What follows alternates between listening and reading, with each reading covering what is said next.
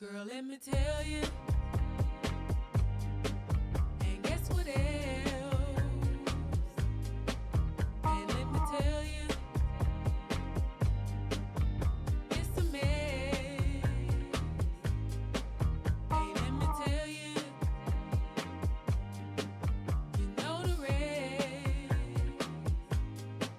Y'all, let me tell you. That's how it is. What's up, world? I am Seafood Joe. I'm Briley. And we Blight Love, man, and we welcome y'all to the second episode of L.A.M.E Shit Different Day. Yeah. We here, man. Second episode. Season 2. I was just about to say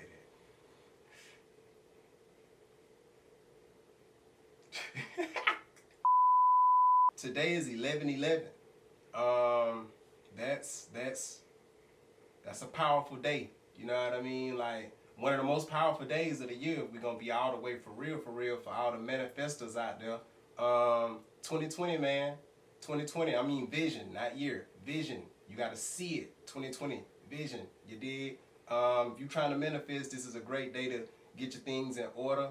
I actually shared a post earlier that Briley put me on, man, about just writing out 11 things you intend to do, 11 things you see for yourself, 11 things you want to change, 11 things you're grateful for, because 11/11 is really about gratitude, and your gratitude and your attitude determine your latitude, you dig? So, yeah, man, we on that 11 energy today, which makes sense for me because I'm a life path 11. So we on that 11 energy today, and we got some stuff to talk about, man. It's a lot going on, especially in our area, but really just around the world. But in the 229 area, in the Albany area, it's a lot going on. Me as an empath, I feel everything that's going on, and it's a little overwhelming a little bit, taking in all this energy, but it's good energy for a good cause, you dig? So, in this episode, we're going to bust some of that down. And the thing about it is, even though we talking about our area 229, this is shit that happens in Milwaukee, it happens in Chicago, it happens in Maine, it happens in Delaware, it happens everywhere around the world in smaller cities that are disadvantaged and don't have the opportunities and the outlets and the platforms as a bigger city. So, we gonna bust some stuff down today, man. But how you feeling, Briley? Good. You good? Are you good? Yeah. Okay. My cousin passed yesterday. My cousin Jata, man. Shout out to Jata. And shout out to me. Shout out to his family, man. I'm good, don't get me wrong. I'm good. But I'd be lying if I said it wasn't no weight there. You know, but it ain't just weight there. Like, it's weight for my city, too. It's just a lot going on, and I feel the weight of it. And it's interesting because I actually did a song with my homie Michael Peak and my homie Freddie Mac called Weight of the World that we just put out actually recently. We put it out last month. And I do feel the weight of the world. Like, I feel it. It ain't on no sad shit, but it's just, I'm an empath, man. I feel what be going on. Like, I feel the shifts. I feel all of that. Like, that stuff, I feel it. You know what I mean? But we here. And we here in good spirits, man. We here in the name of God. We here for God. We here because of God. So we gonna get into it. We gonna get into it. We will have that song link in the description. Shout out to Player G. I gotta say that first and foremost. Shout out to my homie Player G. Cause me and him been working like a motherfucker the past few days. Just trying to figure out how to bring our area together. How to bring the 229 together for one common cause. It's never been done.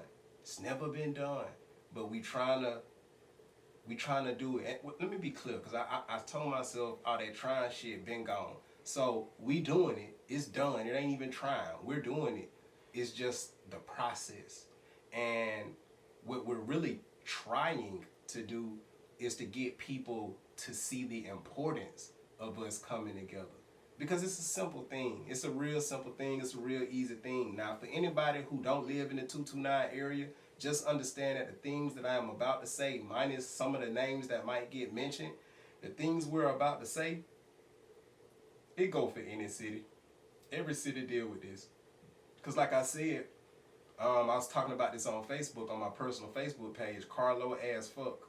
But this is a universal theme, man, and it's a social issue. You know what I mean? Like as creatives, as artists, as independent brands, entrepreneurs, however you want to word that, it's a certain struggle that comes with being a creative.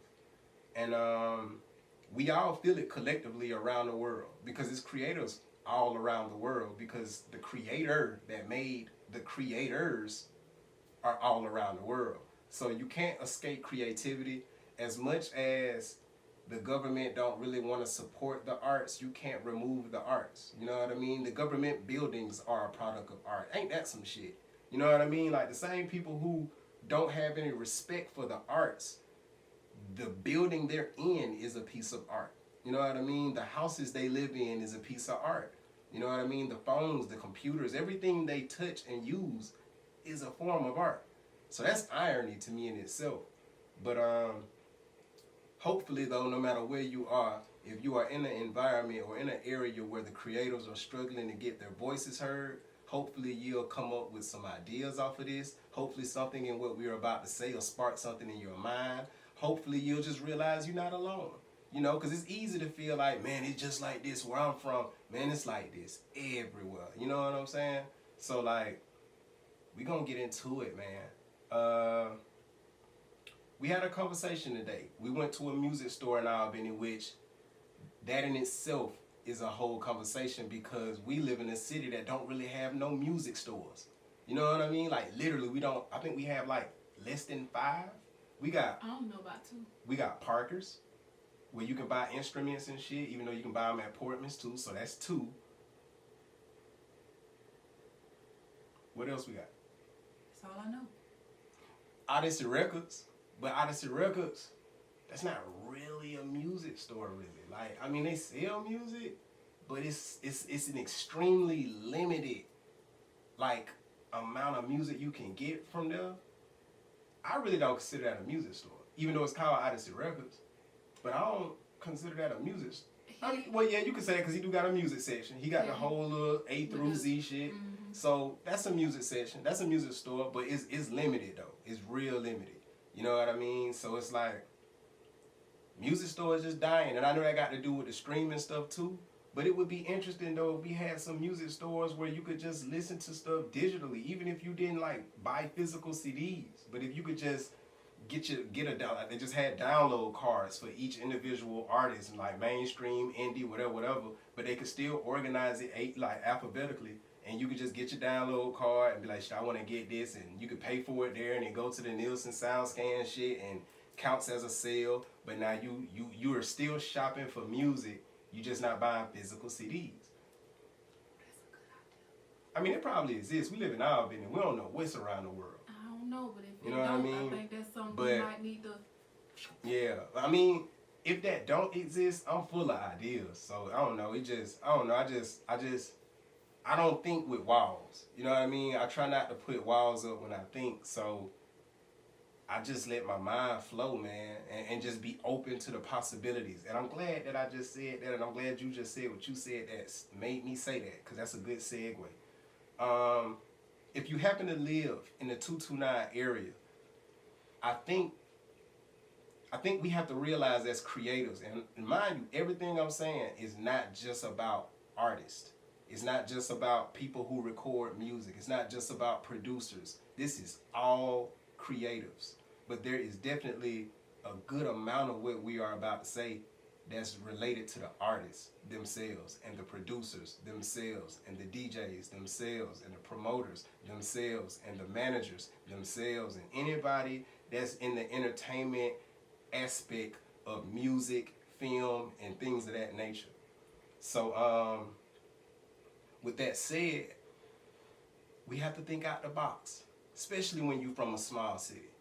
And I say that because in a small city, you have very, very, very, very limited resources. So we have to get extra creative to get our voices heard, to get our music heard, to get our products heard. And this don't just go for artists, just go for brands. Like if you got a merch brand or an apparel brand or anything of that nature, we have to be very creative with how we push and market our products, whether it's intellectual product or tangible product, because we're in an area that don't have the platforms, the resources, you know. And we've been having a conversation, man. I put up a post November 7th. Can you pull up the post? If you don't mind. And I kind of don't want to do this to you. I can do it if you want me to, but I want to read it. You know, I want the post that I posted that started this whole thing to be read. If you don't want to read in class, I will read it, but because it is, I know it's a little lengthy. I just be having shit that just hit me, dog. I don't know how to explain it other than it just be like a lightning bolt. It's just like a lightning rod hit me, and it just spill out of me. You know what I mean? And it be stuff though that when it hit me, I know it's something of value. You know what I mean? I know it's something of value, so I share it. But I put up a post, and in the post, I was really just saying how in our area, Albany, Georgia. Shout out to y'all, love y'all, as always. We don't have a music industry. You know, like we have people that do music. We got recording studios, but when it comes to the recording studios that I can think of, like for real actual studios, to my knowledge, we have 3. We got Georgia Florida Parkway, shout out to them. I love what y'all doing over there. And we got Platinum Sound, shout out to Mario Meadows. I love what you're doing over there. And it's another one, but I can't think of the name of it, but it is on the south side. But I can't think of the name of it. And I apologize to the owner of that studio because I don't ever go to that studio. So it really out of sight, out of mind. But we got 3 actual recording studios here. Well, I'm on the. Okay, appreciate it. You have Appreciate I'm it. close to it. Nah, it's cool. I find it. Facebook doing whatever. It's cool. It's cool. I know I be posting. I be posting, man. But yeah, so like, I don't know, y'all. At the end of the day, man, it's just we live in an area where resources and stuff is just real limited, man. And I don't want to say despite, but as well as things being very limited, it's also one of those things where we just as a people mentally have been programmed to be divided. You know, like the only time I can really think that Albany has been somewhat united musically was like the late 90s, you know, maybe late 90s. And I would probably say more so late 90s. Okay, here go the post. So this is what I said in the post. And wherever you are in the world, tell me if this sounds like your city. But it say, Albany does not have a music industry to any extent. We just have artists, studios, DJs, wannabe tastemakers, and events here. But it ain't structured or beneficial at all outside of practice and experience. It's time we change that. Fake record labels with no paperwork won't change that. Charging artists to perform who's starving for attention won't change that. 96.3, which is a record station here, the biggest record station here actually in Albany, Georgia, won't change that. Radio station. Yeah, thank you. Radio station. Getting music videos done won't change that. Contests won't change that. Recording and putting music out won't change that. None of the shit we're doing is gonna change that. We have a rainbow with no pot of gold. We have a sky with no sun, moon, or stars. We have peanut butter but no jelly. Cheese but no burger. Artists with no real music scene for growth. This a dead end street musically only because most of the people who could help build something that could truly further careers or better the city in this aspect don't do shit but use the artists, abuse the artists, and act like they're bigger than they are, like they putting anybody on. Ain't nobody getting put on here from Albany in this music shit. Then I said my homie Steve Cantrell, which actually was the last artist to get signed here in 2017. I said Steve had to have a white boy from Cali to discover his music for him to get signed. Shout out to Mischief Boy. Steve got signed to Mass Appeal in 2017. But how he got signed was, at least from how I heard the story in the interview where Mischief Boy manager and Steve, when they did an interview back in 2017, Mischief Boy was just searching music on SoundCloud, looking for, I ain't gonna even say it's like, God put it in his spirit to do that. He just started searching on SoundCloud looking for the artist. He's in Cali.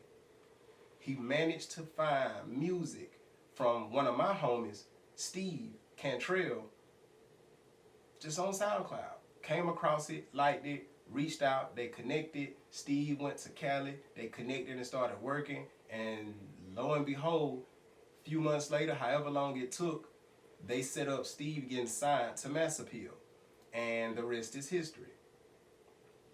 But Steve had to have a white boy from Cali to discover his music for him to get signed.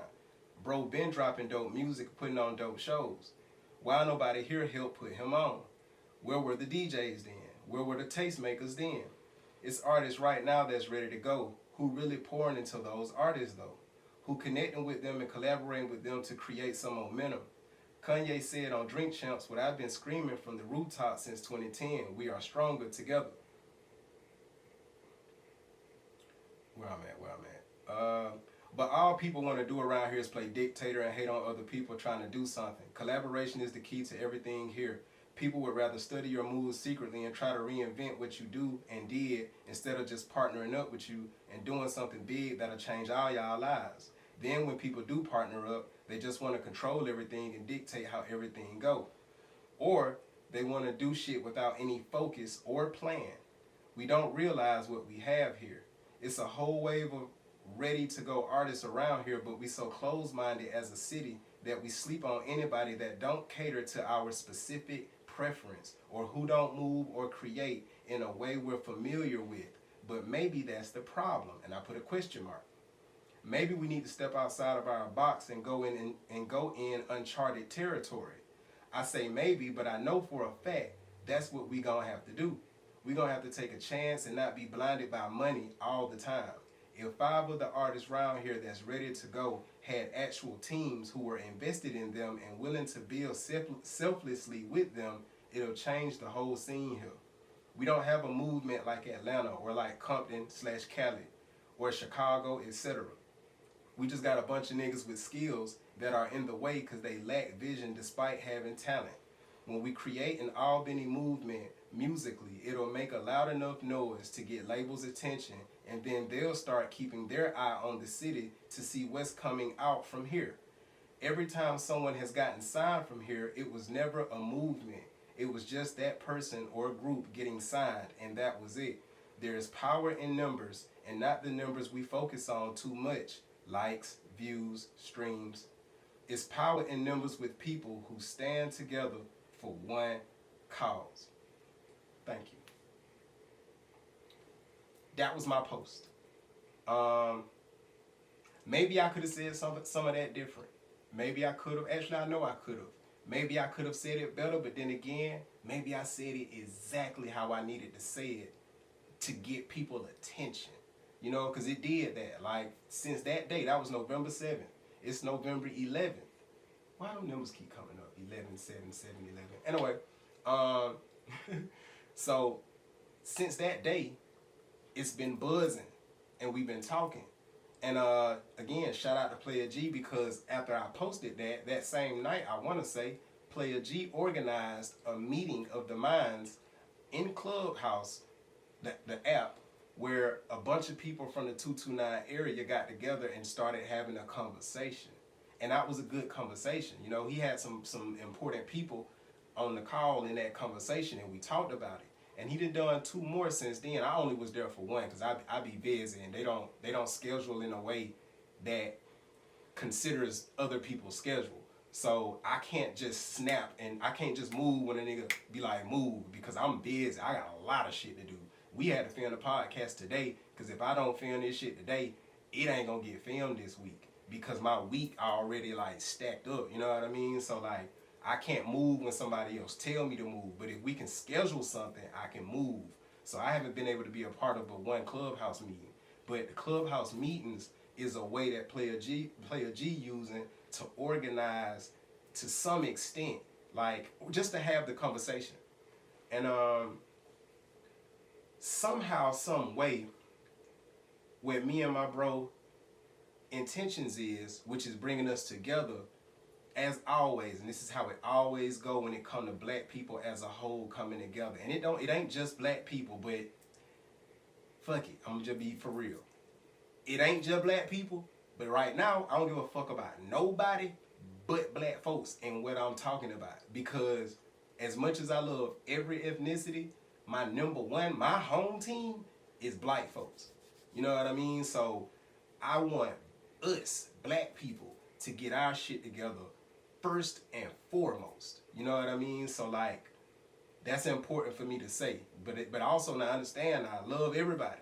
But this shit is really major for black people, because for us, we had a certain history and we have a certain system that's dividing us and keeping us divided, so much so to the point that even though you got black billionaires and got black millionaires, we're still in the same position we've been in America. But it's only because, despite that we got so many black people that's successful all over the country and all over the world, well, I'm gonna just say all over the country, it don't change nothing if we can't organize. So right now in the 229 area, from my experience, this is the most like, man, the wave of talent coming from this area now, I ain't never seen it like this. And I was there when my brother done from Field Mob shit was going, and you had cotton pickers and all of that. I was there for all of that. I seen all of that. I knew, I was aware of all of that. I was listening to it. This different. This shit going on now is different. And part of the reason it's different is because we got the internet. We got the internet. It's a more independent process now.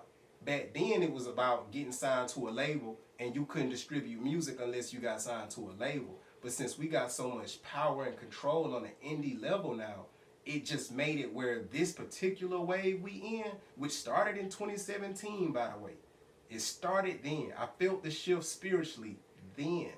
Me and Kaya talked about it. The fact that we have all these resources, man, to just buy a camera and become a videographer like that, or to buy a camera and become a photographer like that, or go on YouTube and Google and study and learn how PR works and start your own PR company and be a PR agent like that. Like, it's so many ways that you can learn for yourself and get the equipment or pay for the services or whatever it is you need to do your job and actually live and work in your job, in your field. You can do that nowadays. And that aspect being added on top of all the talent that's coming out of the city, it just, this wave is different. So I see it, and I've been seeing it. And I'm fighting as hard as I can, and I ain't gonna stop. I'm fighting as hard as I can to make sure that this time, the opportunity we have to make 229 a stamp on the clock of life, it's gonna be stamped. It's written. It is written. So we having the conversations. It's not gonna be an easy process, and it's a lot of people that's emotional in this process. I'm not emotional, but I'm an empath. So when I have these conversations with emotional people, it fucked me up on an energetic level. Like yesterday, oh my God, wasn't that yesterday I was drained as fuck? Yeah, oh, it was. I had to listen to my own music to put energy back in my body. Man, I was so fucking drained because I'm an empath. When I talk to people, me pouring out energy into you, and if you got negative energy, even if you ain't saying it negative, your energy is still your energy. For somebody like me, I'm still connected to that when I talk to you. I'm learning how to like block that and put up some type of wall where your energy don't seep into my energy field and become my energy. But that's something I'm new at that. So that shit had me so drained. I felt sick. I felt like I was about to throw up. Like, and I never throw up. I'm damn near like Will Ferrell on Semi-Pro. Like, I'm damn near him. Like, I want. I'm like that. You know, I don't throw up, and I didn't. But I felt like, damn, do I have to throw up? Like, it was bad. Like, but that's the only way it affects me negatively. You know, I've been having conversations today. I have like a hint of a headache trying to come, but I know that's not my shit. That's just my body responding to the energy that's being fed to me from the conversations I'm having about this conversation, because so many people are emotional. So many people are angry, frustrated, and it's really just frustration. it's crazy because it's like everybody I'm talking to, they're either coming from a place of love. Well, no, let me say this right. They're either coming from a place of optimism or frustration. But at the root of both of those feelings is love. The people who frustrated, they frustrated because they love something. But the love for the love they have for what it is they love, there's something in the system here socially that's impeding on their ability to really live the love they have for that particular thing. A lot of the artists here are frustrated because they love music and they love the music they make and they believe in the music they make, but they're being stifled by the people that I talked about in this post who could help them put their music out, who could help them learn the game a little more so they can move a little better. But nobody's really doing that, you know? And in 2017, ironically, right after my homie Cantrell got signed, which was in August, we was supposed to do Lames in the Lame Voices. When was the original month we was supposed to do that? Was that August? Mm-hmm. Lame Voices first show, because we got an event that we do called Lame Voices. It's a spoken arts open mic that actually was supposed to start in August of 2017, but we had some things we had to get in order with the venue, and it ended up not actually happening until November 17th. November 17th will be the anniversary. It'll be the 3rd year anniversary, 4th year anniversary? 4. It'll be the 4th year anniversary. So we come to the anniversary. I don't know what we're gonna do for it, but it didn't happen until November. But when that happened, the wave of energy, good energy that came from Cantrell getting signed, that energy was carried over when Lame Voices started. And little do the city of Albany, Georgia know, which I knew at the time. I knew this in real time because it's just a certain way I see the world around us. I knew then, like, hey, Steve just got signed. CIA moving, we moving, because I was working on Lame, and I knew I was finna drop Lame. Freddie Mac moving, like they got the whole Free Mind shit over there moving. Like I was seeing different artists moving, and I'm like, the timing of all of this can't be nothing but God. But what ended up happening, because I was thinking that all those things happening at once was gonna be the Albany movement. I thought it was gonna happen then, but it didn't. And I'm glad it didn't, because me personally, I wouldn't have been prepared for it, and I don't think none of them would have been prepared for it either. But it was a glimpse to me. But I was thinking like, okay, with the energy that came from Steve getting signed, because that lit a fire up on a lot of artists, including me. I was thinking that when we brought the Lame Voices open mic in November, that would be like the final that'll just take this shit somewhere else, because now we have a platform where everybody can perform and where we can all use this platform as a hub, and this hub will be the way we can facilitate and really move and put everything that's happening individually together under one roof when it comes to just us being creatives. That didn't happen. But it wasn't time. It wasn't time. But that's what I was thinking of. Looking at it now, in 2021, November, the wave of artists and the shit that's happening, the movement as far as the independent artists and labels and different people doing stuff, is still moving. And not only is it moving, things are building. So I don't know why I got hiccups and burps right now. I guess it's that damn tea. I think it's that tea I've been drinking. But anyway, we really getting to the point, y'all, where the time is coming. The time coming. It's coming. The whole world shifting. The time is coming. If we don't get this right this time, we might not get no other chances. I know everybody, the king of kings, but I'm telling y'all, like, you gotta strike when the iron hot, man. You don't know when that window of opportunity gonna close. You know what I'm saying? So like, I see what's happening. I'm reading the climate. I feel the wind. I see it shifting. It's time, y'all. So we gotta figure out how we gonna come together on some shit and really do what we need to do. Not for ourselves, because that was the point of my post. I don't even have to be a part of it. You know, I really don't. It ain't about me. None of this shit is about me. And none of this shit is about you. But it is about what we can do to add to this on a positive level. But we gotta really sit down and organize this, y'all. We can't keep being the type of people who have all this potential and never organize it. Because potential is squandered if you don't organize it. You have to organize what you have. You have to know, like, okay, I can do this, this, and this, but I can't do that. Let's find somebody who can do that. And then y'all collab. And now what your weakness is their strength. And you put that together, and y'all a strong-ass team. But we would rather do things ourselves, or we would rather outcast other people because, like I said in my post, they're not our preference. But maybe we gotta take the me out of it and just turn that M upside down and be on some West Side shit, like we with this shit, and goddamn be like, hey bro, this shit bigger than me and you. This is about a whole generation. This is about the future of our people in this area. Cause that's how I look at it. Like, I've had several conversations, and I realize I'm the only person who care about the 8-year-old right now.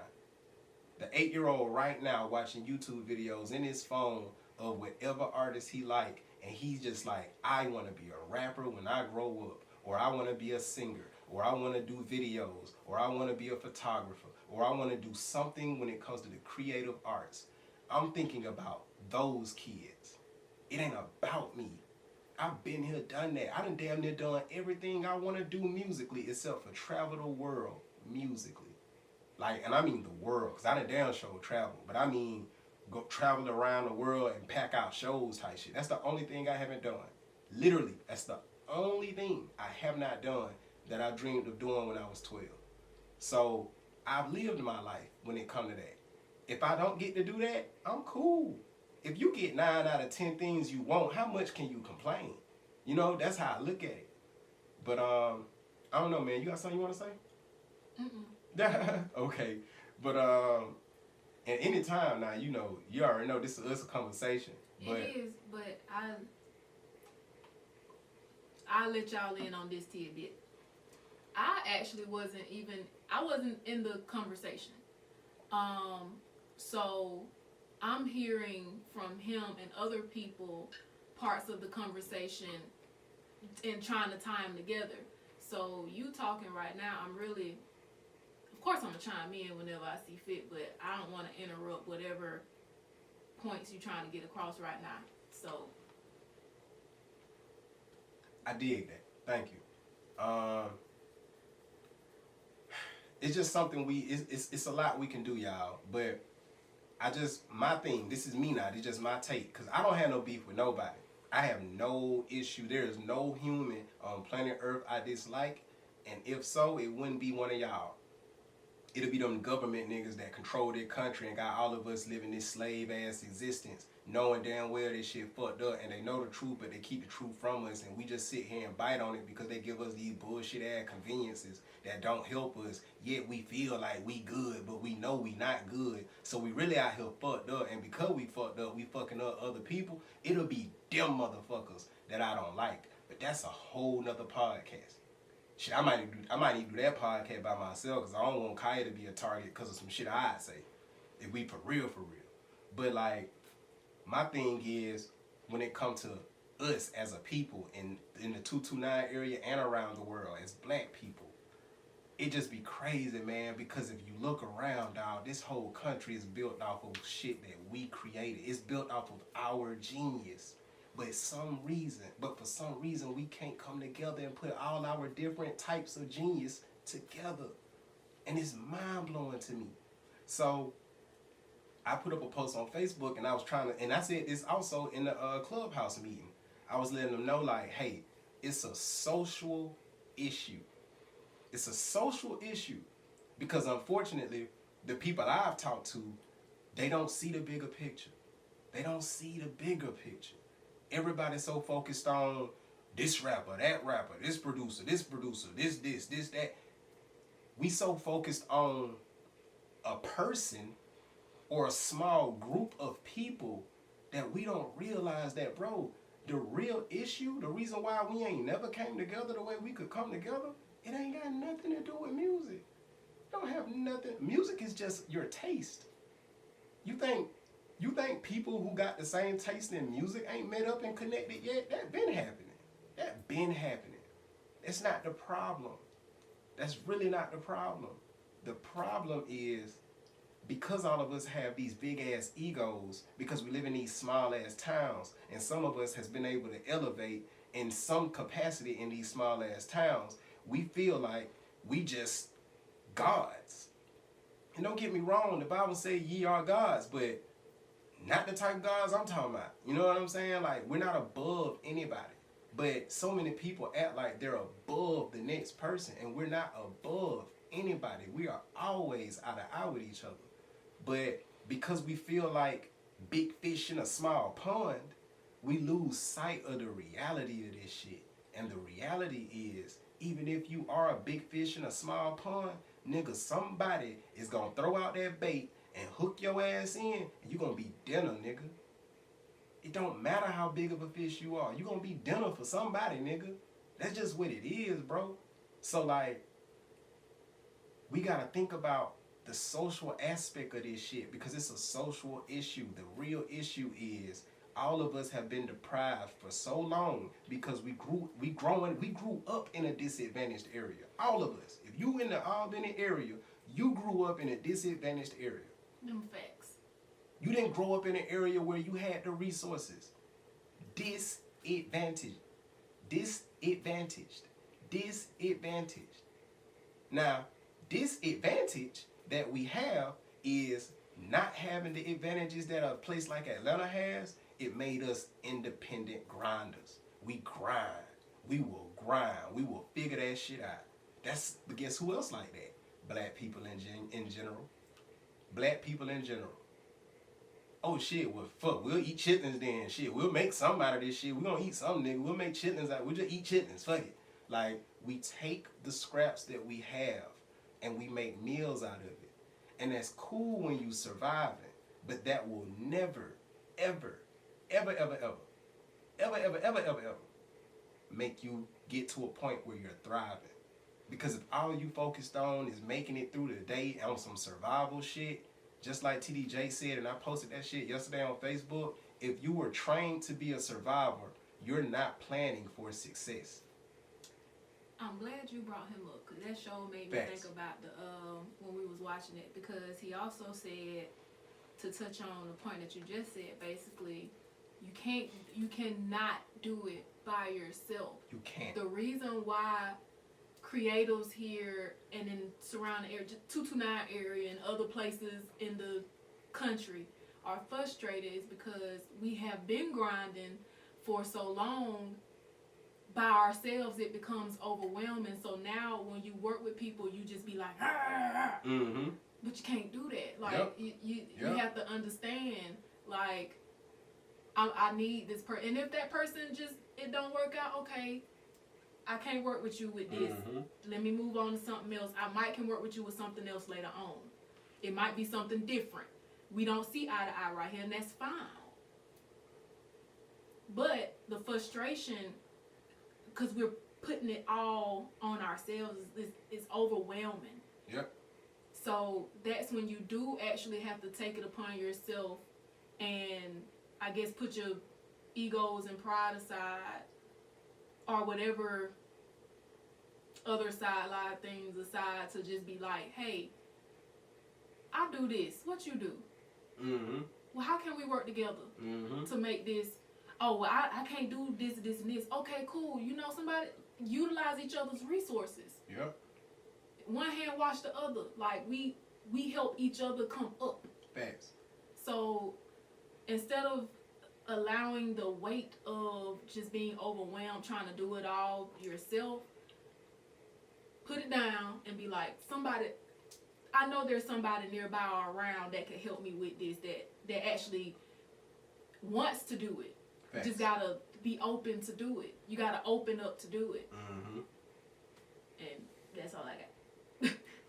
One of the main things that stands out to me in the conversation, and I made a post about this too, I talked to Skeet, and I talked to my homie Skeet. Shout out to Skeet for Too Hot for TV, man. He's classic. I don't even want to say classic, legendary. That's the word. Legendary producer and engineer from Albany, Georgia, man. Shout out to Skeet from Too Hot for TV. Him, and I talked to my homie Tony Perkins, like, who is an amazing videographer. Yes, hey, he is. whoever watched this, no matter where you are in the world, if you want some really good quality video, and that don't have to be a music video, it can be a documentary, anything you need that's gonna be filmed, holla at Directed by Tony Perkins, DBTP.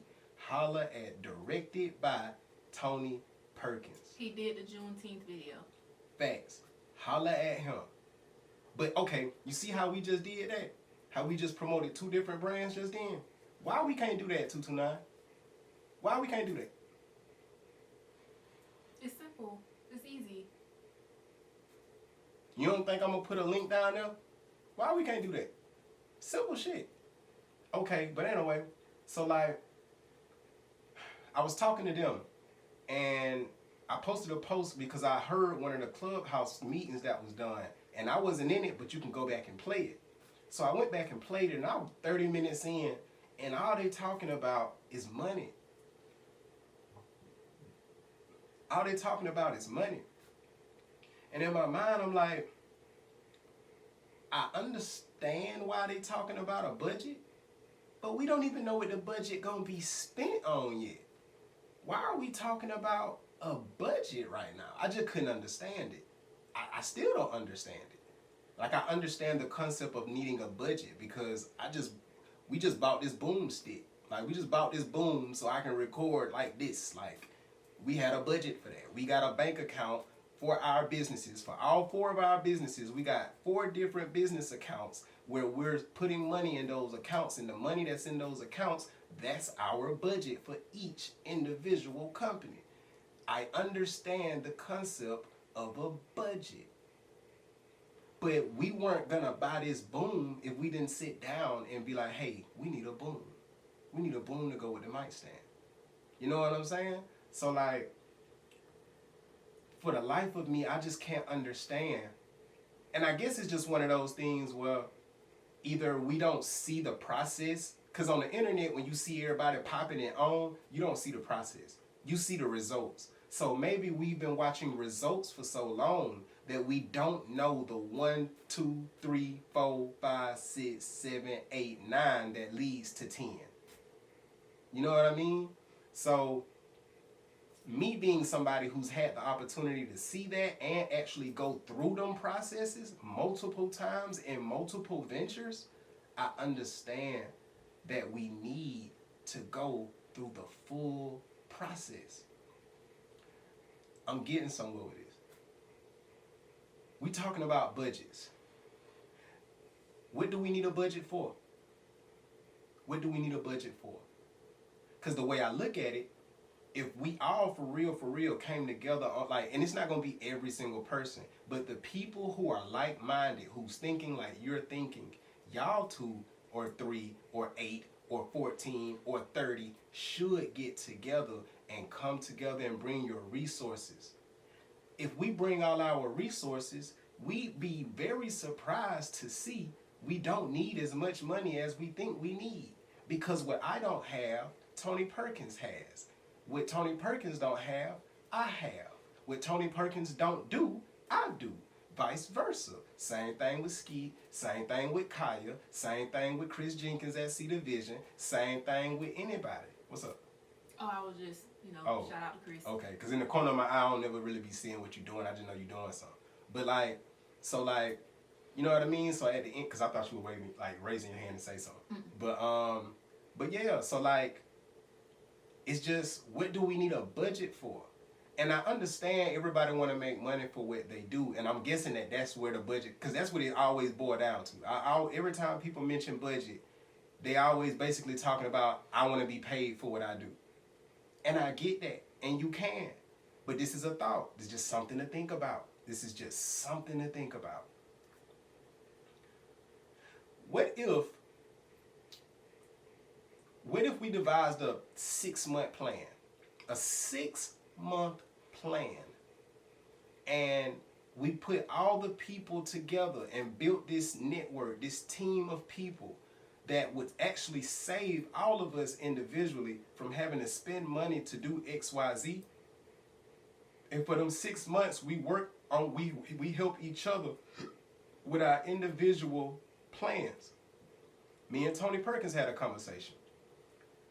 He does film. He don't have a team of people to help. He doing everything by himself. I told him back in 2018, bro, call me. If you need some help, I'll help you. I ain't say I was going to put a price tag on it. You know why I wouldn't put a price tag on it? Because I believe in him. What am I going to do that's going to be that whatever that if I don't make this money, I'm going to just be out on the street? It's a sacrifice for the greater good. He did the Juneteenth video. You know what I mean? Like, he did the Juneteenth video.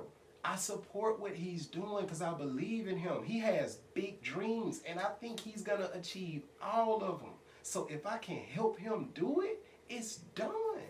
And guess what? He don't owe me nothing. Nobody will ever owe me shit because anything I do, it ain't even me. It's God. It's God. Do you thank the straw when you drink something? Who do you thank when you drink something? Who should you thank? Should you thank the straw or the cup? Or should you thank whoever gave you the beverage? Or should you thank the people who made the beverage? Who should you thank? All of it come from God to me. So like, I don't see stuff the way the average person sees stuff in our area. And that's caused hell for me this whole time I've been doing the music shit. Because I've never been able to find people that think the way I think. And I'm a selfless person. I'm an empath. I'm a very selfless person. So for me, it's like, dawg, it ain't even about the money. Like, my homie Chris, I'm just gonna keep it 1,000. Chris right now, he got a show called See the Vision on YouTube. I'm gonna put a little annotation where you can click on his channel right up here. I'm gonna make sure I put it, I said up here, but I don't know where the fuck it's gonna be. But it's gonna be up here, somewhere in the video, where you can go to See the Vision TV and see his interviews. The intro to his show, he done had that intro for some years. I did that intro for free. I came, I filmed it, I edited it, I sent it to him. I did that for free. He didn't ask me to do it for free. I did it for free. Chris might not ever give me no free merch, but I gave him that for free. I came and filmed episodes for him for free. The only reason I stopped doing it because I couldn't keep putting the time into it like that because my stuff started building up. And then too, it was getting to a point where stuff wasn't really scheduled. It was kind of like pop-up. And I can't do pop-up stuff. And I tell everybody that. I'm too busy. It's hard for me to just pop up and do stuff. Because I got so much I got to do. Because just like my homie Tony Perkins, I do everything by myself. If she don't help, I'm doing it. And most of the stuff we do, she don't know how to do. So it's a lack of manpower that all of us are missing individually. Chris needs somebody to film his episodes. Chris needs people to help him run See the Vision. Tony Perkins needs people to help him be able to bring Directed by Tony Perkins to life on the level he see it because he got a network called Radar that he really need help with. He needs help. What I'm gonna do? Shit, well, I'll help you for $7.50 an hour. Shit, I'll help you for $13 an hour. Like, is that what we gotta do? We just gonna be hiring each other? And I'm cool with that, but he don't have a budget to hire me. He don't have a budget to hire me to be on his team. So at some point, y'all, we gotta just extend love to each other and be like, hey bro, I see what you're doing. I believe in what you're doing. It ain't gonna cost me nothing. It'd be different if this shit cost us something, but a lot of the stuff we put a price tag on to do don't really cost us nothing. You know, when you buy your equipment, the same way when I buy my equipment, that cost us, but filming a video don't actually cost nothing. Once you got the equipment, we filming this right now. There's no bill being paid for us filming this with that camera and using that tripod. That's not getting any money. There's no money going into those two things that's filming this right now. When we bought this mic, we don't have to pay on this no more. This mic bought now. This equipment that I got because it was stuff that I needed. You know what I'm saying? Shout out to my brother Arvon because he bought that camera too. I love you, bro. I always love you. You my brother. But you really showed me your support with that, bro. So thank you very much. Shout out to my brother Arvon Johnson from Out of the Box Minds. Shout out to him. If you're in the Atlanta area, please get you a tattoo from Arvon Johnson from Out of the Box Minds. He's very, very dope. I'm talking about any artistic shit, bro can do it. From drawing to painting to tattoos to rapping, he can do it. To songwriting, he can do it. Instagram, Arvon, OTB, Yep. ARVON, OTB. Facts. Thank you. See, that's what she brings to the table. Everybody brings something. Everybody brings something, bro. I just wish we could just step out of our thought process for a second and just realize, like, damn, we all need money to do this shit. But the only thing that trumps money is people. The only thing that's more effective than money itself is having people that you can rely on, that you can partner with. If you got the people that can partner with you, you'll be surprised at how little money this shit take. If you got 10 people, because I got a post where I'm talking about an artist union. I'm going to give y'all the same example I put in the post. If we created artist union, and it don't have to be just rappers and singers, it can be creators, whoever, whatever. But let's just use the example of just 10 hip-hop artists. We'll just go with that. If it's 10 artists, one of the solo artists in the union, because it's a union now, which means they're united, they're working together as one. If one of the artists got a project finna come out and he got a $500 video he need done, and he don't have it like that because he just got a regular ass 9 to 5 and it ain't paying him the best, or he got kids, he got bills to pay, whatever his reason may be. It's 10 people in that group. Instead of him having to not get the video done or having to wait months and months and months and months and months to get the video done and going through the discouragement of not having the money to get the video done, instead of going through all of that, which all artists and entrepreneurs go through, if them 10 people put $50 on the table, that video done. $50 ain't getting nobody kicked out their house. $50 ain't hurting nobody to a point where it's irreparable damage. It's $50. It's $50. You can save up $50, cuz. You can save that. You can save that up. I promise you. I think to add, because you said if people like just did stuff out of love for the most part. I know that's not how you worded it, but definitely love is included. But if you really love your craft, don't let something that you deem to be negative taint that. Facts. Protect your dream. Also too, and I know it's hard, it's not easy, Mm-hmm.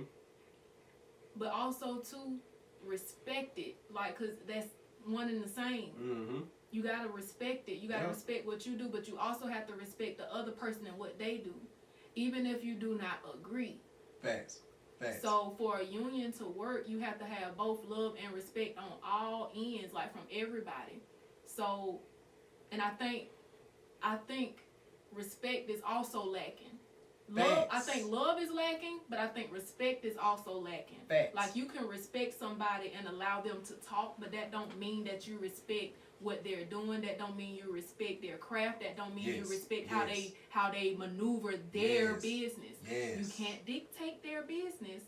You can't have a say so because that's how they operate. Facts. But you can have enough respect to be like, okay, I can't do that right now. Or maybe they can't do that right now. Okay, cool. Well, you know somebody that could do this for me, or could you show me, lead me in the direction of something, or something, help me out, the resources, respect me enough to point me in another direction. Like, I can't do this for you, but somebody else I know is willing and able to do it. And if they don't, they might know somebody. Yep. It's just literally love and respect for not only yourself, but for the other people that are involved. Because like he said earlier, it's not about me. It's not just about me. It's not just about you. It's about the whole. Yep. Because it's people under us that's going to need that same push and help. And we going to have to pull them up. Like, hey, we did this and this and this. We know this person, this person, this person. What you got? Okay, well, you ain't got that. We can help you with this right here. Like, I can help you with that. You know what I'm saying? And you set your boundaries. You set your boundaries on where things maneuver. You know what I'm saying? So I just think we just gotta respect that when it comes down to each other and working with each other. And that's it. I would say understanding too. That's I would add understanding, because if you can't understand where a person is coming from, you're not gonna respect where they're coming from. And I would add compassion, empathy. Like, feel where people coming from. If you ain't got no team and I ain't got no team, why are we not helping by being each other's team if we see value in what each other doing? That's the most basic concept in the world to me. And I will do that with anybody who got a positive mentality, who trying to do something positive, and they serious about what they trying to do. Not just a nigga who gonna talk. Somebody who really for real trying to do this shit and gonna put the work in. I don't give a fuck. You ain't gotta pay me. I don't give a damn, bro. Let's do this shit. I run a recording studio, the Southern Air Temple. That's what we recording this in now, the Southern Air Temple. At the end of the day, I done had artists who owed me money. But get what? I love them and I respect what they doing and I understood their situation. You ain't gotta worry about the bread right now, bro. You can pay me that later. But get the music done though. Because the music gonna put food in your daughter's mouth. This music gonna put food in your child's mouth. This food is gonna keep this music gonna keep your bills paid one day. This music gonna change your life one day, bro. If this shit, if I can do anything that's gonna change somebody's life for the better, dog, I'm doing it. I think we gotta take off the competitive shades. Definitely. But let me be clear now when I say anything, because I'm not finna give you my $400 mic now. I can't do shit like that. But what I mean is, like, if I have any service that I can provide that will help you move forward, I am more than willing to sit down and figure out how we can do this. And you don't necessarily have to pay me. It just simply could be knowledge.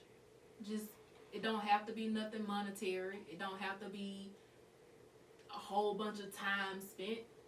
Although it does take time to give information, but that time is worth it. Just a little bit of knowledge. Like, it's people that don't know how to put music on Spotify or whatever, like somebody else does. So, hey bro, how you did that? How you get your music on there? Mm-hmm. And la da da da. Oh, well, I just did this and this and this. It cost you this much, blah blah blah. But you could do this and this and this, or you could go to this and do this and this and this and this. Like, I just did that before we had the podcast. You sure did. I do that. I do shit like that all the time, though. So it could be just as simple as just sharing the information that you have to get you where you are. That could bring the next person up. Don't keep that information in, man. Like, cause you got it for a reason. It was put out there for you to get. Give it to somebody else who didn't know that it was there to get. And then they could spread it to the next person. And that next person, please don't hold it in. Give it to somebody else. Pass the blessing. Because that's the way we're going to keep this movement going. That's how the wheels turn. Like, you got the gears. If you really pay attention, they just lock and just keep on spinning. Like, that's how we're going to keep this thing going. That might be a weird metaphor or whatever. It's not. But that's literally how we have to do it. Like a zipper. We going up, got to zip that thing up, close that thing together, because that's the only way we going to get up there. So it could be simply as just giving information. And I want to say too now, we talking about creating a movement. So let me be clear what I mean when I say movement, because I want to make sure everybody understands what I'm even talking about. And I'm going to use a handful of artists. I'm going to use King Cotton from Albany, Georgia. Well, I think his name just Cotton now. I don't know. I think his name just Cotton now. But I'm going to say King Cotton. But King Cotton, Freddie Mac, Chauvin, we'll say El Guapo Cash, we'll say Truey, and all these people from the 229 area. And we'll say my homeboy Bunte from Valdosta, from New Era. Shout out to Bunte. Shout out to all the people I just named. Let's just say all those artists came together and worked on a compilation. Worked on a compilation CD, put together an EP or something. Or they formed that artist union I was getting to, which I didn't even get to finish that example, but I was going somewhere with that example. But like, let's just say all of them came together and worked together. And that's what I have to say this because I don't want people to think if you just share information, that's a movement. That's not a movement. That's not a movement. That's helpful, but that's not a movement. A movement is when you got King Cotton put out a project, Freddie Mac put out a project, Vontae dropped a video, El Guapo dropped a single, and this person dropped whatever they dropped. And all of these artists are online sharing each other's shit. When they perform, they show up together. Whether they wearing the same shirts or whatever, cool. But they show up together. They move together. They make these decisions together. It's about togetherness. And it's not about privately being together. It's about openly being together. It's about, hey nigga, we need to get to Atlanta to go to this showcase. I ain't really got the gas money like that. I can put in about $20 or $15. Shit, alright, well shit, I got a car. I ain't got no car. I got a car. Okay, cool. Well shit, I ain't got no money to get something to eat. Shit, I got $30. We can get something to eat and put all what we got together, get our ass in that car, go to Atlanta and do this motherfucking show. And when we do this show, we gonna all shout out the same thing so everybody in this venue know, oh nigga, we the motherfucking together. And if you wanna for real make it for real, then nigga, we can be behind each other when each of us perform so they know we moving as a unit. Not just some random niggas just randomly there, but like, no, we part of the same movement. Like, one of us can be the hype man. I was my homeboy show hype man for his performance that he did at a fashion show that I put him on because they needed some performers at the fashion show. So I reached out to Fred, my homie Freddie Mac. He ain't want to do it. So I reached out to my homeboy Show. Show did want to do it. I knew Show was gonna need help performing his song because I knew how to breathing and shit. That I knew from because I recorded it, so I could see like, okay. And plus too, I record Show, so I know something that Show struggle with is breath because I record him, so I know he struggled with breath when it come to recording. So I offered, keyword, offered my services as his friend, as a person who actually fuck with him and believe in him, because I think he top 10, one of the best artists in the city, and can't nobody prove me wrong or change my mind on that. That nigga is amazing. Chauvin, I've been in Georgia. Man, that nigga is amazing as a rapper to me. Fuck that, as an artist. So, me, being a person who believe in him, who really believe in him, I'm like, bro, I'll hype man for you. Because that's gonna make his show better. It's gonna make his performance better. And the better his performance is, because it's gonna be better because he ain't gonna be trying to run out of breath trying to do all of it. He got help. And to be honest, when you got a hype man and you do it right, it sound better. Like, if you don't believe me, go watch Busta Rhymes and Spliff Star on YouTube perform. That shit is a fucking amazing. Or if you don't want to go that far back, look at the Lox versus Dipset verses. You can see how they move as a group. That shit is amazing when you got multiple rappers who hype manning each other and they fill in each other's spots right. That shit is amazing. That's what I mean by a movement. Come together and move together in one direction. Not, shit, I want to go this way. I want to go straight. Man, I want to go back where we was. Man, I want to go over here. Like, no, come together with whoever you know. Y'all decide what your destination is and move that way. If you a videographer and your dream is to have something on Netflix, find you a team of people that you do videos for that will support you when it come down to you filming a film or whatever you trying to film. People who can do little shit like hold the lights or do whatever you need done so you can get your shit filmed. Or they can act in your film if they good at acting. Or they can be extras in your film when you need extras. But they're there though. They can help. I don't understand, y'all, for the life of me. Why is this so complicated for people to understand? I just can't understand that. And I'm a very understanding person. But I can't understand it, y'all. It ain't rocket science to me. I do it all the time, I do it every day. I do it every single day, every day of my life. And she can tell you, every day of my life, I do something for somebody for free. It ain't gotta be like you record for free. But I might give you information. Fred called me yesterday. I'm executive producing his project. To be honest, I ain't charging him what I would charge a nigga to really executive produce their project. Let's just be for real.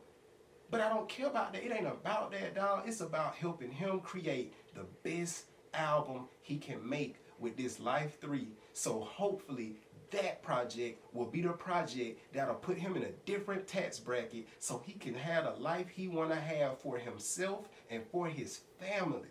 That's what it's about to me. That's what it's about to me. It ain't about shit else. It ain't about, oh, bro, when you get on, put me on. Bro, it's plenty of niggas who got on and then put me on that I helped get on. Like, let's be for real about it. I got receipts. I don't give a fuck about that though, dog. It ain't your job to put me on. God already got me on. You just waiting to see it. I'm already on. I'm not trying to make it. I already made it. You know what I mean? Like, it's a mentality to me. It's like, hey man, if you ain't out here making other lives better, you are wasting your life. Like Will Smith said something like that, just to paraphrase it. But like, I just think life is about making other lives better. And I pay attention to small shit like on Facebook. Like if I say some shit like, life is about making other lives better, and I pay attention, because you know on Facebook you got certain reactions you can pick. I pay attention to the people who just like that. They like that. But if I put, man, these niggas and all been it don't fuck with you, they'll love that. That type of shit let me know what your mentality is. You're so focused on the niggas that don't fuck with you, so much so, you operating from such a hurt space that when a person say an ultimate fact like, hey man, life is about making other lives better, you can't even love that. Your heart's so damaged, you can't even see the real value in that, so you just like that. But you're gonna love when a nigga say niggas be on some bullshit. Like that tells me your mentality. I watch that. I watch shit like that. I pay attention to shit like that, and because it tells me who you are.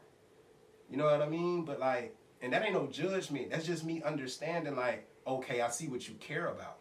I see what's most important to you. I see what you connect to the most. So whoever you are, wherever you are, find people who are in your area. See somebody calling me right now that I can't answer the phone for, and I already know what he called. I've never talked to this person ever in my life, but I know he calling about the 229 music shit. I will bet my bottom dollar. I will bet my bottom dollar. He calling me on Facebook, so he don't even have my number. He calling, I've never heard of him, but I guarantee you he calling about the 229 shit. What perspective he have on it, I have no idea. I've never talked to him. I didn't know he existed until a few seconds ago. But I know that's what he's calling about, because plenty of people done called me about it. But everybody I'm talking to about it, everybody focused on their part of it, instead of realizing like, bro, it's about the whole. I'm thinking about the 8-year-old. We grew up in a disadvantaged area. I'm trying to put the people together who can help put some advantages in this area, so it won't be disadvantaged no more. So we won't be able to say we don't have a music industry. Why don't we find out who we need to talk to and who we need to get together to actually build a building that will be a record label, a real independent record label. Get the city to put some money behind that. Come up with the business plan. Build a for real record label. Have a real record label. A real record label. Sign videographers on the record label. They get paid to do the videos for the artists on that label. They get paid to do that. Salary, however, whatever. They get paid to do that. The photographers on the label, they get paid to do that. The producers on the label, they get paid to do that. The artists on the label, they get paid to do that. Why we can't do that? I'm not saying to do it, but it ain't that bad of an idea. It can't be that bad of an idea. It's plenty of buildings here that's not being utilized. Thanks. We don't have the money individually to just put into these buildings. My homie Ricky, he got the PBL investment group. It's him and a bunch of other dudes, and it's an investment company. I want to fuck with him. But to be honest, I don't really know if he fuck with shit like that. I'm going to talk to him and find out. But in all actuality, I think bro is a very important piece to the puzzle. But the way shit is around here, for me, I don't know who really be caring or not. I think he care. I really think bro care. And I think if somebody presented to him the right way, he'll fuck with some shit. But I just think we gotta really sit and think about, what do we really care about? And I understand everybody not gonna be on some we are the world shit like me. I get it. That's why I don't fuck with a lot of people. And when I say I don't fuck with a lot of people, I don't mean emotionally. I mean, I let you do your thing over there and I do my thing over here. Cause I'm not gonna beg nobody or try to force nobody to think how I think. Cause I do care about the 8-year-old. I do care about the 14-year-old. I do care about Fred. I do care about Cotton. I do care about Guapo. I do care about Big Hot. I do care about Big Scoop. I do care about anybody you can name that's involved in this music shit. I care about you. I love you. I love everybody. Every single human on planet Earth. That goes back to that respect we was talking about earlier. To me, that big go back to love. But yeah. I love everybody, dog. And because I love you, you're automatically going to get respect. That respect automatic. It don't stop. That's automatic. It's automatic. I don't disrespect nobody till they disrespect me. And even then, I'm going to let you disrespect me a lot before I decide it's time to disrespect you back. But even then, with where I'm at in my life now and my elevation within myself, I just stop fucking with you. I just deal with you from a distance. I don't have to waste my energy to be disrespectful, because that's the opposite direction from where I'm going. That's down here. Where I'm going is up there. I'm not gonna come down to look you eye to eye and be on some disrespectful shit. You can call me a bitch to my face. It don't bother me, bro. It don't bother me. I've heard much worse from people that I cared a whole lot more about because they were like super close to me. So it's like, I just have a different way of looking at it, man. But to get back to this conversation, y'all, we're not gonna come together until we have an understanding of each other. We have to build the relationship. It's a divide between the DJs and the people with platforms and outlets that they can actually extend to artists and other brands. It's a divide between, it's so funny, it's a divide between the socket and the plug. Like, the plug was made to go in the socket, but we live in a city where the socket got the little plastic thing that block it up, and the plug trying to go through, but it can't get to the holes to go in the wall because the nigga who owns the socket plugged it up like some kids in here and finna put a fork in that motherfucker. What I thought about was, with the socket and the plug, you know how you try to plug your phone charger up, but it's in a weird spot or it's dark and you just instead of trying to find the hole, you feel it real quick. Or you got it upside down. Like, that's, you know what I mean? I think that's also what's happening. So you got the plug that got the little plastic protective covering, but you also got, that's going on here is like, we trying, but we ain't, the light's off. You can't see. You gotta see where you plugging it in, where's your focus at? I like that analogy. Where your focus at? Where your focus at, but then also too, we're disadvantaged. We can't see maybe because we disadvantaged. Ain't no light shining. What's in the darkness come to the light. The light represents good. We in dark times though.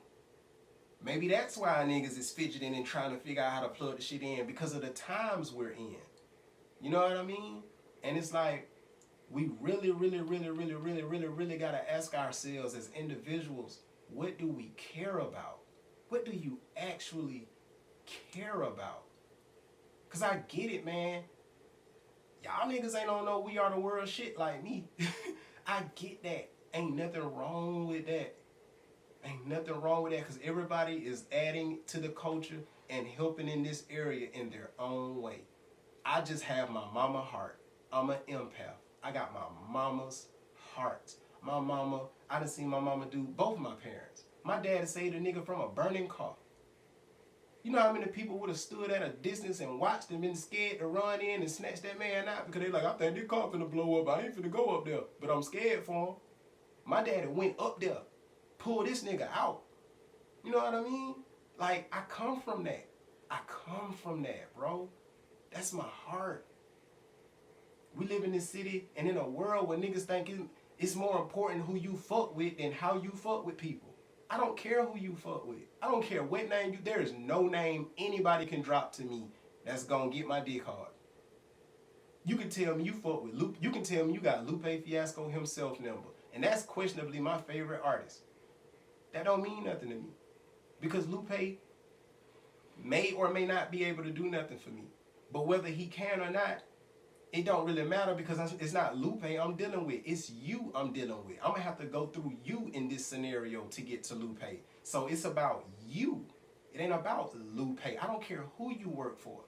I don't care what company you work for. It don't matter. Who are you, though? Who are you? And that's the thing. That's something that's different with me, because of who my brother is. Because I watched Film Our Shit and was there, I seen the celebrity shit. So that holds no weight to me, like, at all. I met Lil Wayne. I'm talking about Carter to Lil Wayne. I met Lil Wayne face to face. All I did was going on, bro. And that was it. That nigga stood, like, I'm sitting here. Lil Wayne was literally a little further past with his camera at. Y'all can't see it, of course.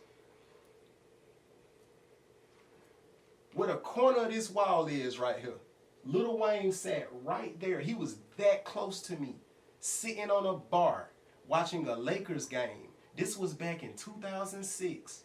He sat that close to me, watching a Lakers game, sitting on a stool in Daytona during Spring Bling.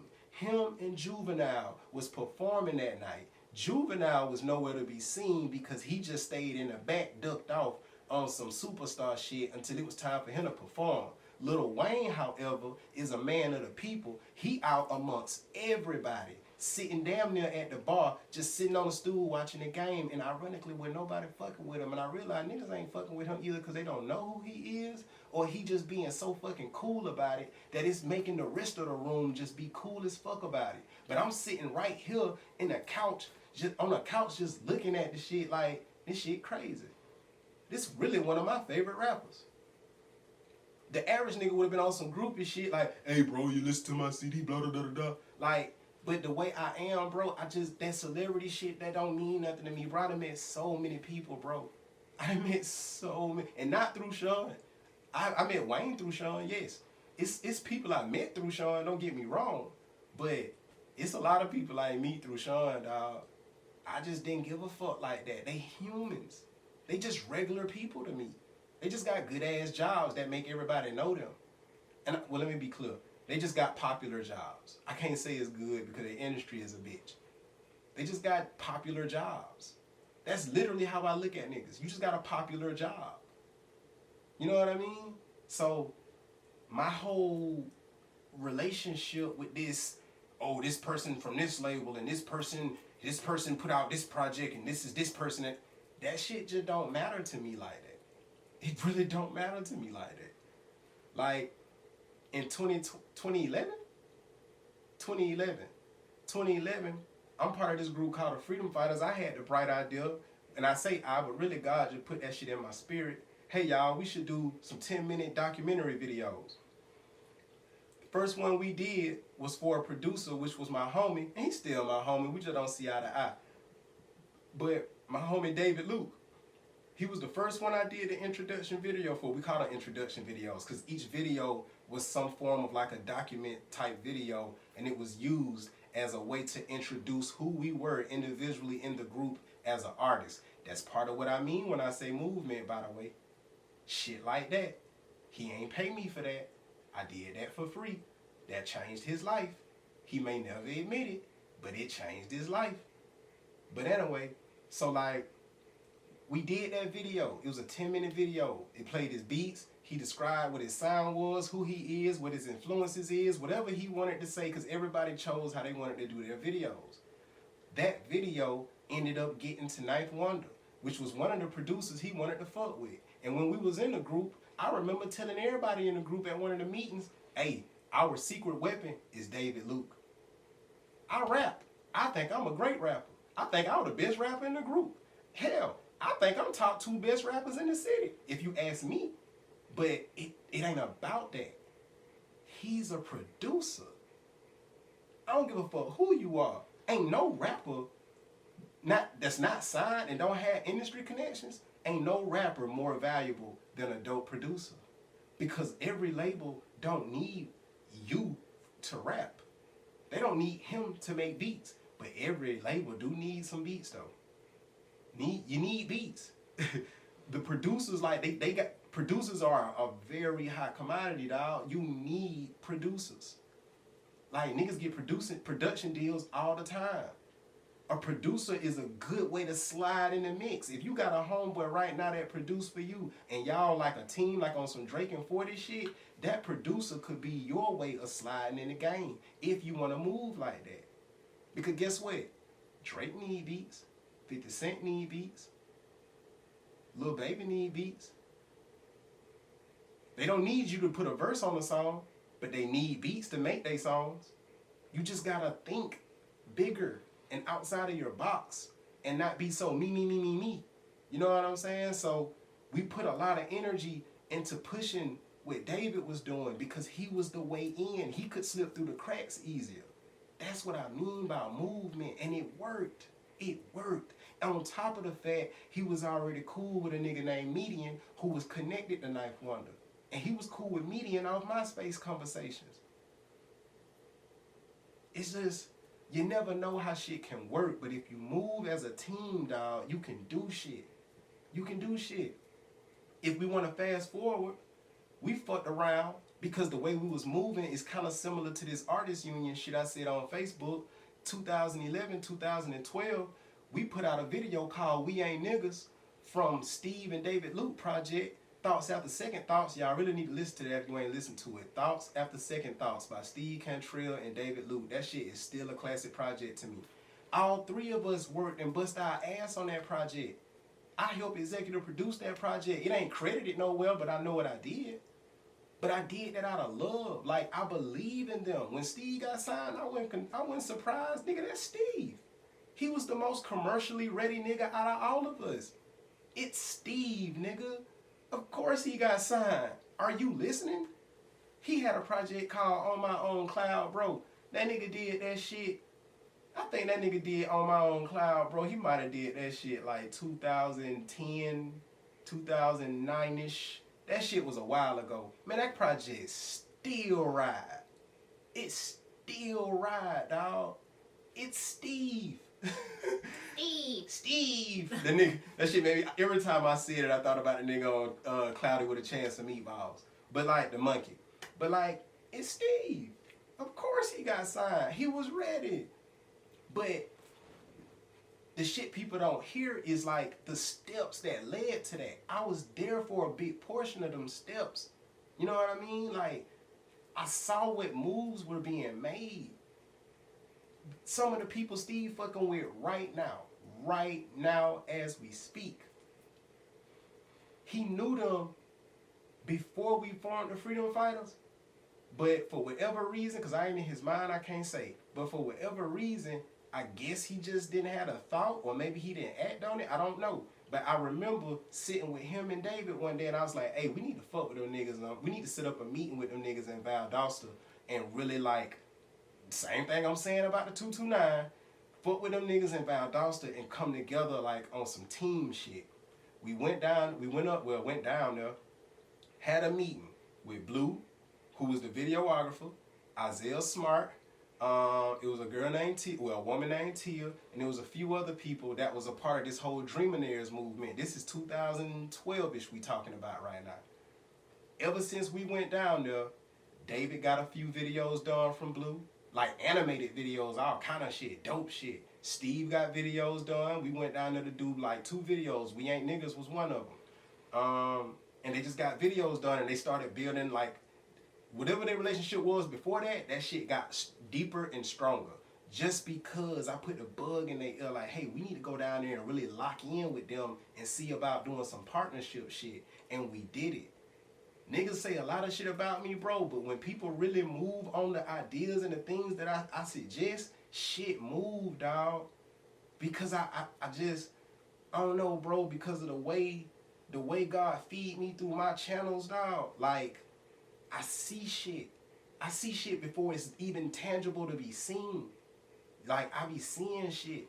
So it's like, I saw that. And that helped because when we did the We Ain't Niggas video, it got Ali Shaheed attention from Tribe Called Quest. Steve Manager had something to do with that. You know what I'm saying? Like, it's just people working together, man. When people work together, dog. And oh don't my be God. about me, because Yeah. everything that he's saying, it does involve and include him, but It's not about it's not me. about him. It's all about the furtherment and the push of the whole. It's about what everybody contributed. Because like I just told you a few things that happened that individual people contributed. I planted the seed about partnering up. David and Alex, shout out to Alex and David, they came up with the song We Ain't Niggas. Me and Steve just put verses on it. Blue shot the video. Steve Manager had a relationship with Ali Shaheed. That's how all that came together. On top of that, we got on, I can't remember the name of the shit. Now, we got on the big ass blog, and I can't remember the name of it, because I don't really be giving a fuck about shit like that. But then I can't remember, it don't matter. But either way, what's the nigga, the Romney? Yeah, the bald head nigga from 40-Year-Old Version, he retweeted the video. Loved the video. It caught wind with him. Because we pushed it on Twitter as a movement. It wasn't just one nigga posting, it was a movement. It moved like that because multiple parts was moving at one time. That's what it was. I'm talking about we was so in depth with the shit, bro. I remember we had like text groups and shit, and we came up with the idea like, hey, we need to all blast this shit during certain time blocks. I remember because I used to work at Sears and I was in the stock department and shit, and I'd be at work texting these niggas like the plans and shit. Like, they'll have ideas, I'll throw in ideas, and we'll figure shit out. Like, but we came up with a hashtag together. Fist High had a bunch of people who was fucking with us individually doing that hashtag, so that hashtag became like a thing at a point. We had shirts and shit made. Niggas saw us together. We did a cypher video together. And that was hell to put together for me on my end, because I'm the nigga who edited that, and that was hell. But it got done. It's still out right now as we speak. You know what I mean? First cypher to ever drop from Albany and catch wind like that. I just found out yesterday my homie Show did a cypher with him and another dude. I didn't even see that one, but he did it because he was thinking in the same vein as us. But our cypher just happened to get more traction because it was more of us pushing it. And that's a whole point in itself. And that's how I found out about how they was doing it, other than the fact that I had a mutual friend who was also a part of the Freedom Fighters. But me seeing it first before she actually just came to me and told me about it, shout out to Lila, Alil Salute. Shout out to you. It lit a fire up under me. It lit a fire up under a lot of people. So from that, I was just like, oh, what can I do? I sing. I don't know if they wanted more vocals or whatever, but you know what I'm saying? So from that point on, that's when I was like, I need to start recording more. And like I was saying in the last episode, that's when I started recording with my homie OG Naka. So, I mean, it's just... People helping people. None of this shit work without teamwork, y'all. It don't work without teamwork. It don't. And even though I did not know them like that, I was on Twitter sharing it every chance I got. I even changed my default picture. Because we had people doing that too. We tell people to change their default to whatever we was the graphic. Nobody asked me. I just did it because Thank I you, too. believed Thank you. in what they were doing. Like, that's... Continue. That's all I gotta say. Romany Malco, I think that's his name. But the bald head black dude with the milk dud head on goddamn, he do look like a potato head meat. He look like okay, if they did a milk dud version of Mr. Potato Head, That's hilarious. it would be him. That is hilarious. But that's my nigga though. But like, he shared the video. He loved and appreciated the video. We ain't niggas. He ain't have to share that. He an actor. He don't know none of us. But he caught wind of it. You know what I'm saying? Like, dawg, I just wish we understood how limitless shit is when we come together.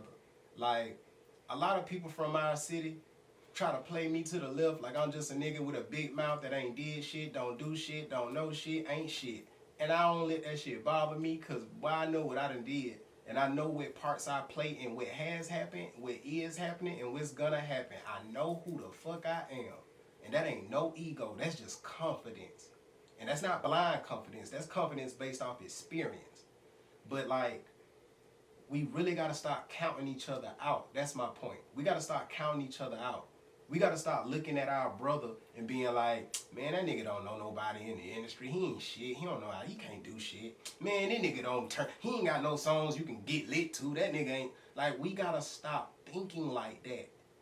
I just told Player the other day, I was like, bro, have y'all ever considered that y'all wasted money on these trap rappers? Because somebody done fucked around and made this whole 229 conversation about trap rappers versus lyrical rappers. And that was never the fucking point. That ain't even the point. Who the fuck cares? That's not the point, bro. That's not the point. And I want to be clear. I don't feel no kind of way. I'm just passionate, bro. I'm passionate. I ain't mad at nobody. If this come off as negative to anybody, I apologize. That's not what this is, though. I'm just a passionate person. I'm passionate about this because I see this, and I'm the only nigga that see this. I know I'm the only nigga that see this, and that can get frustrating sometimes. But right now, though, this is passion. This is passion. This is just me being, like, extremely passionate about the possibilities. But, like, I was just telling Player G on the phone, I was like, bro, Trey said on the Clubhouse app in the meeting that he put 10 bands behind a nigga. And that money just was an L. Like, that just was money lost because nothing happened with that artist. But it was a trap artist. And I just threw this out here because I always just throw shit out to people. And I let people decide on what they're going to do with it, how they want to feel about it. All I do is provide the information and the thought. But I was like, bro, have y'all ever thought about the fact that maybe the type of artists y'all be putting money into, and by type, I don't mean trap. It ain't about a genre. Like, genres don't mean shit to me. That's actually a dumb concept. I don't really think you can put music in a genre. I got songs that I don't know what the fuck genre it go in. I just know I like it. But it's just, when I say type, I mean the thought process. Like, everybody that rap ain't serious. Just because you got a song that sound like it could be a hit, and by the way, a lot of the people around here who say a song is a hit, you basically mean it sound like everything else that's out, and you think that shit can slide in and work the same way everything else worked. But that don't always work, bro. The labels ain't really looking for a carbon copy, bro. They want something new. It's just ain't nobody giving it to them.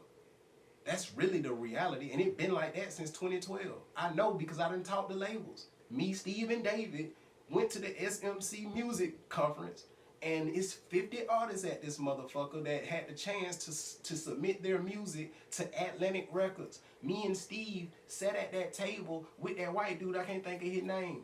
But I could point him out on the lineup, but I cannot remember his name. But out of all the artists that was there, and it was thousands of artists that were there, it was a lot of motherfuckers. Me, Steve, and David were the three people that made the most noise out of all the artists that was there. Everybody. That Atlantic nigga didn't remember nobody but me and Steve. We the only ones he told both of us that.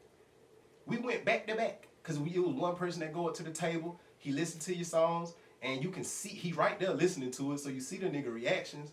I saw the nigga reactions. I'm like, oh yeah, I got that nigga. When Steve went, I'm pretty sure Steve was able to be like, oh yeah, I got this nigga.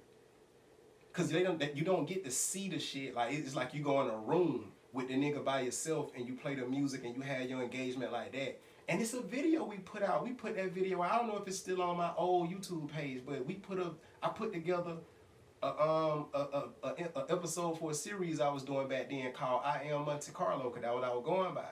And I put out a video about us just talking about what happened when we got back. I'm gonna show you that footage too, cause I still got it. I'm gonna show you that footage. But me, Steve, and David was the niggas that was remembered from that whole shit with all those artists. That was the same event David won the beat battle for the Rick Ross shit. That's what I thought. We went home with a dub that day, nigga. But it was because of how we moved.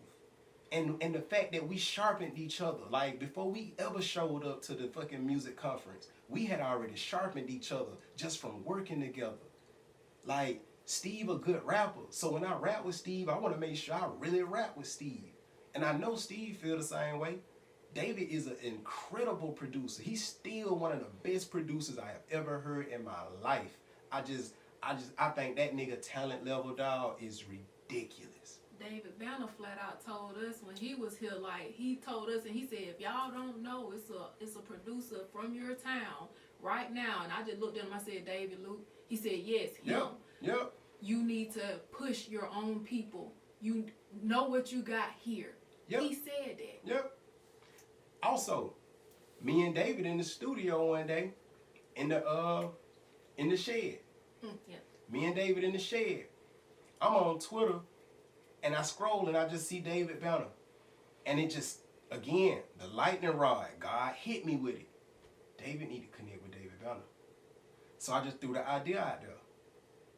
David heard it. David had already thought about that. David put it in motion. They connected. David Banner connected David to one of David's favorite producers ever, High Tech. Shit happen, dog, when you work together. It happens, dog. I've seen this. I've lived it, dog.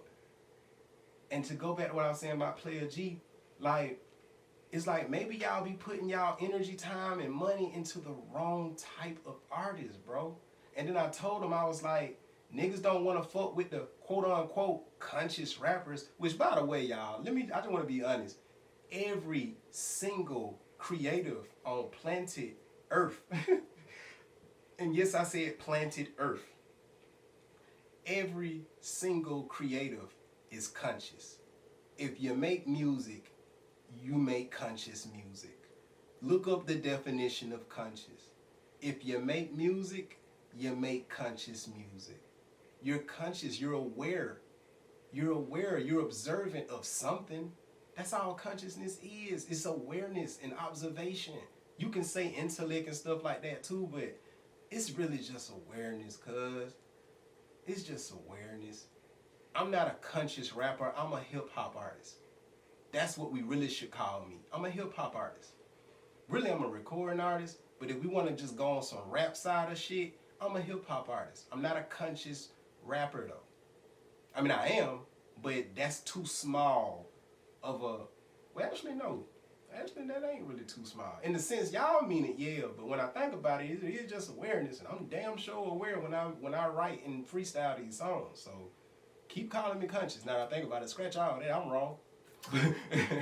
But I was just telling Player G though, like, maybe y'all should at least try it, because none of them tried it. That's the crazy thing. All of these artists here, and if you look at all the people you didn't actually fuck with and tried to fuck with, all of them was in the same box.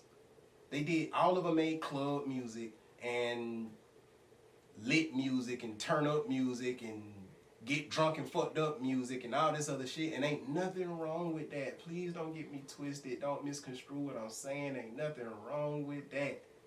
I'm just saying, if you keep investing in that stock and you ain't getting a return on your investments, maybe you need to invest in another stock.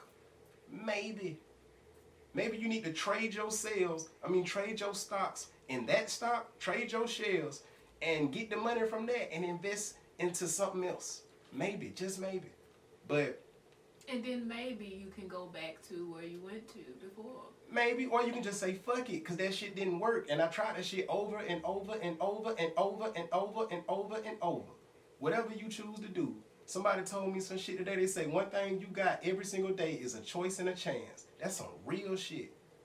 So, my point though is, for the so-called conscious rappers, what I wish my area understood, it take balls to be a conscious rapper in this area. And I told Player G this, like, bro, every single one of us so-called conscious rappers, bro, we know we fighting an uphill battle. We knew that when we decided to rap. I knew that at 12 years old. I knew that at 15. I knew that at 17. I knew that at 23. I knew that at 30. I know that at 36. I know that this shit is an uphill battle. I signed up for the long route. I knew what the long route took, but it's paying off. I knew what it took. I knew what it took. I think all of us knew that this shit wasn't gonna be hard when we decided, nah, man, we finna do something different. But you don't understand if you don't think about this shit. And I've told Player G this, like, bro, you gotta realize, for the niggas who chose to do something different, you gotta be serious. The niggas who just copying other people, most of them niggas ain't serious, bro. I'm not gonna lie to y'all. That's my wholehearted opinion. A lot of these niggas who just copying what the next nigga did, they not serious about music. That's why y'all niggas losing money in them niggas, cause they ain't serious about their craft. If a nigga ain't serious about his craft, what make you think he gonna be serious about business? But the people that's serious about their craft, oh, please believe, if they get somebody who willing to put some money behind them, oh nigga, they gonna go, because they serious. Would you want to play basketball? Would you pick a nigga to play basketball on your team if you know that this nigga don't never practice? This nigga don't never practice. This nigga don't never practice. He don't play defense. He just a nigga that want to be on the court because it's just fun to play to him. This nigga don't never practice his jump shots. His 15-footer shot ain't worth a fuck. He can't shoot free throw. He can't do nothing. He just a nigga that think it's fun to play basketball because that's what niggas in his hood do. Would you want that nigga on your team, or would you want the nigga on your team that who at 8 o'clock at night, the nigga still shooting jumpers? Or 10 o'clock in the morning, 9 o'clock in the morning, 7 o'clock in the morning, this nigga is at the park doing drills and shit. Like, this nigga do suicides on his own. He don't have to have a coach to tell him to do suicides. He do that shit on his own, because that's who I was. When I played basketball, I'd take my ass to OE with my daddy, and I'd do suicide drills. The same shit niggas say that they hate doing when you play for a school and shit, I did that shit on a Saturday morning. And I liked it. When we used to do suicides when I played for Mary Acres Middle School, I liked it. That's a good exercise. It ain't easy, but it was fun. And I knew it was making me better. Like, it's just levels to this shit, y'all. It's levels to this shit, y'all. It's levels to this shit. So, I ain't gonna hold y'all up too long, man, on my end. It's just shit that I feel like need to be said, you know? And I was gonna go live and say all of this shit, but I was like, nah, let's use the podcast because this shit bigger than Albany. It's bigger than the 229. It's people in Milwaukee right now who can connect with everything I'm saying.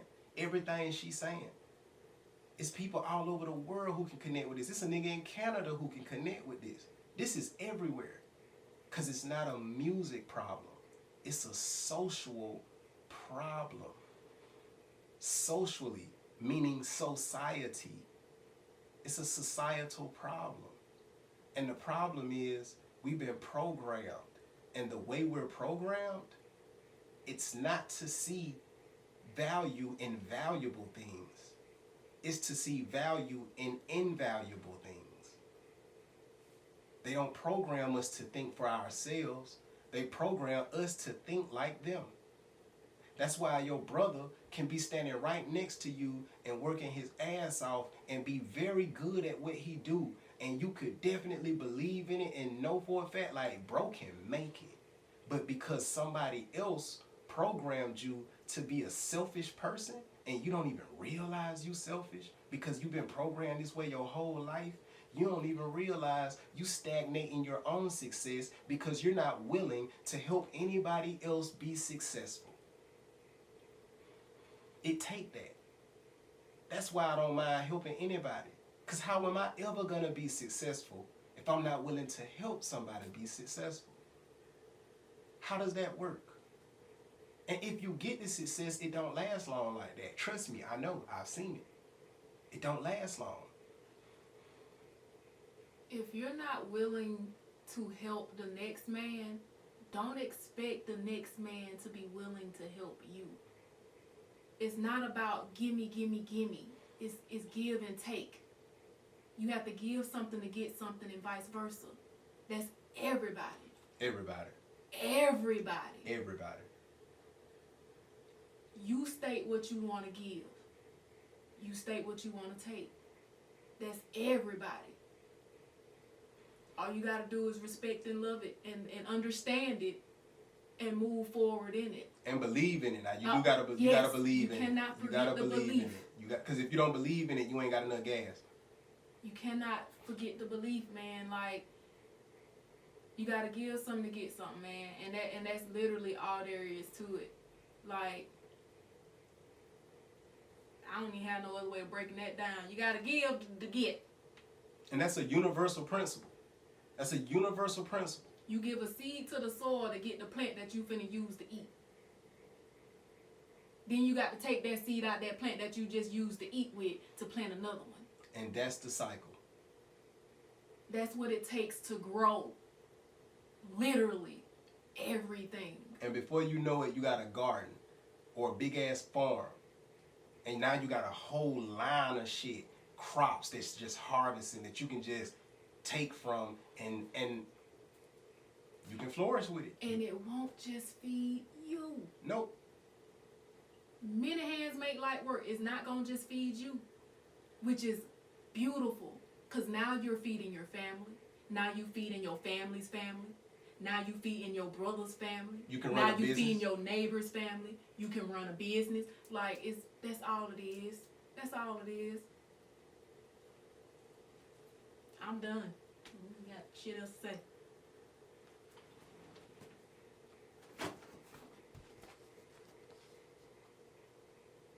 It's about us, baby.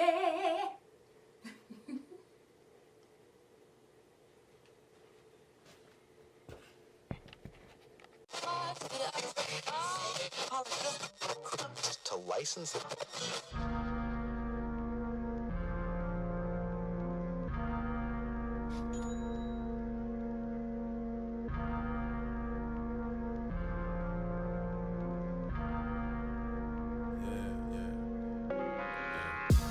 Check imbalances. Check them balances. Check imbalances. Check imbalances. Check imbalances. Check them balances. Check imbalances. Check imbalances. Check imbalances. Check them balances. Check imbalances. Check imbalances. Check imbalances. Check them balances. Check